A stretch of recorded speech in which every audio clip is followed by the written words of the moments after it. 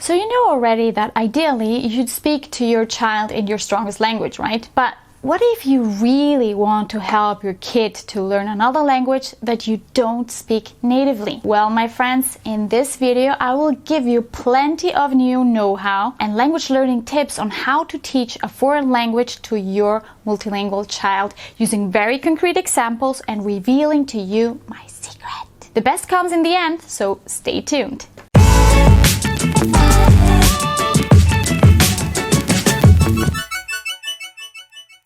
Hi there, Andrea here, teacher specialized in languages.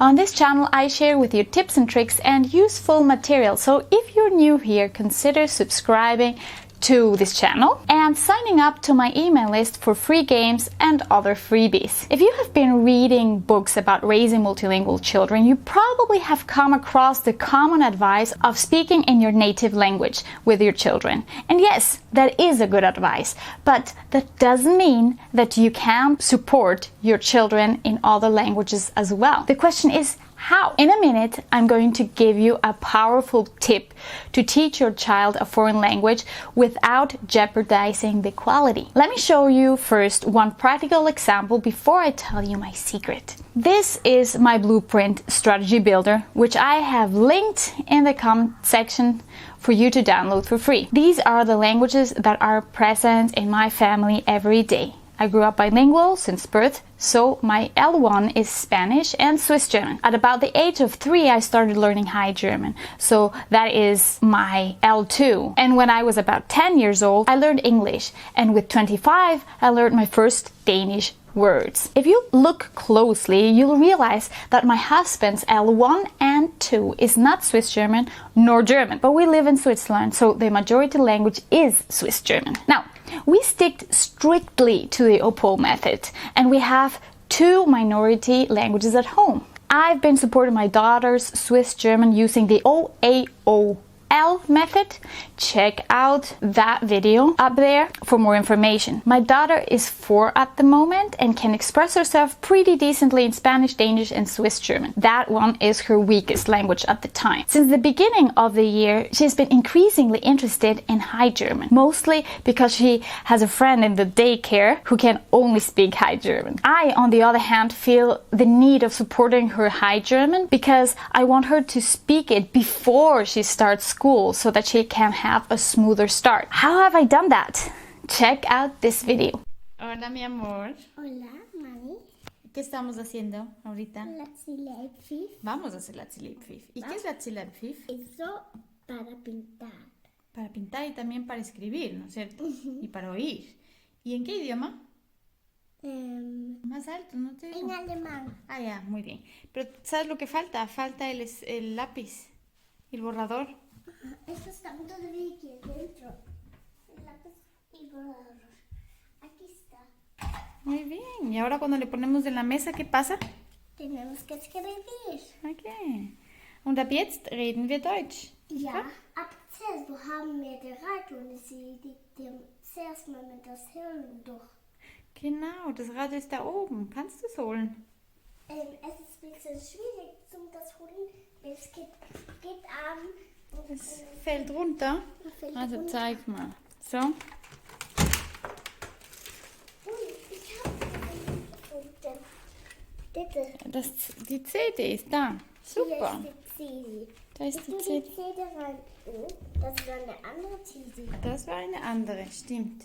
Was ist das hier? Ein Heft. Gut. Und das hier zum Essen?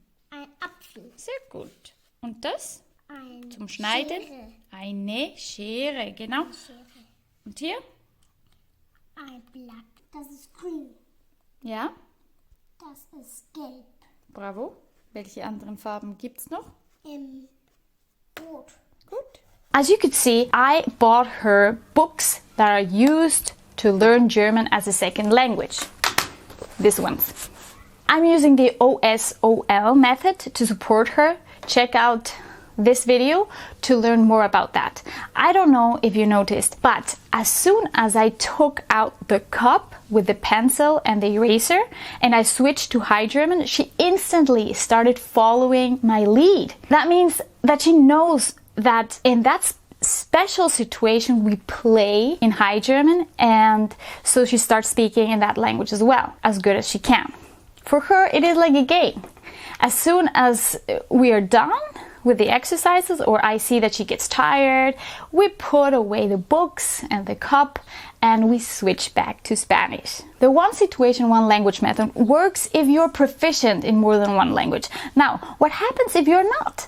How do you support a language that you know you don't dominate completely? Let me show you how. Please hit the like button if you are getting value out of this. That would make me really happy. The other day, I was reading a book to my students during a cyber call from home. My daughter was obviously also at home during the COVID lockdown, so she saw me reading and asking questions to my first graders. And then she came closer, and when I was done, she asked me why I didn't read that book to her as well. And I told her that I thought it was still a bit too hard for her. She kept begging and begging and begging, so in the end I gave in and told her, okay, but you know that it's in German, it's not in Spanish. She was like, yeah, that's fine. So I started reading the first chapter, then the second, then the third chapter. In the end, we read the whole book at once because she didn't want to stop, and I obviously wanted to take advantage of her high motivation, so I kept on reading. To make the story short, I ended up ordering a bunch of those books. And it's these ones, by the way. Der kleine Drache, Kokosnuss.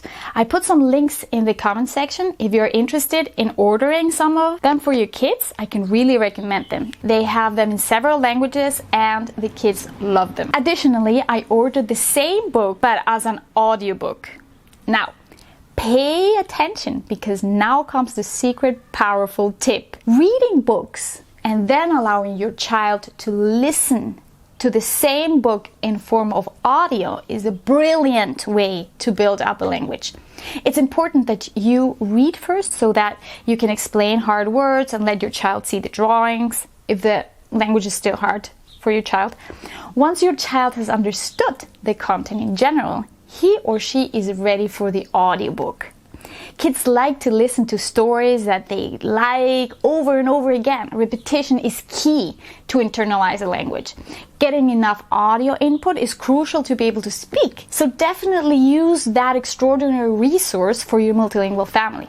It's not only good if you want to support your child in a foreign language, but also to put some pressure off of your shoulders and expose your kids to high quality language sources. I've also put some links where you can find all sorts of audiobooks down below. Please tell me in the comment section if you use audiobooks for your multilingual kids. I would like to read that. My daughter stays sometimes for hours and hours listening to the same audiobook again and again. She listens to it every night, tries to imitate the narrator, and sings along until she falls asleep.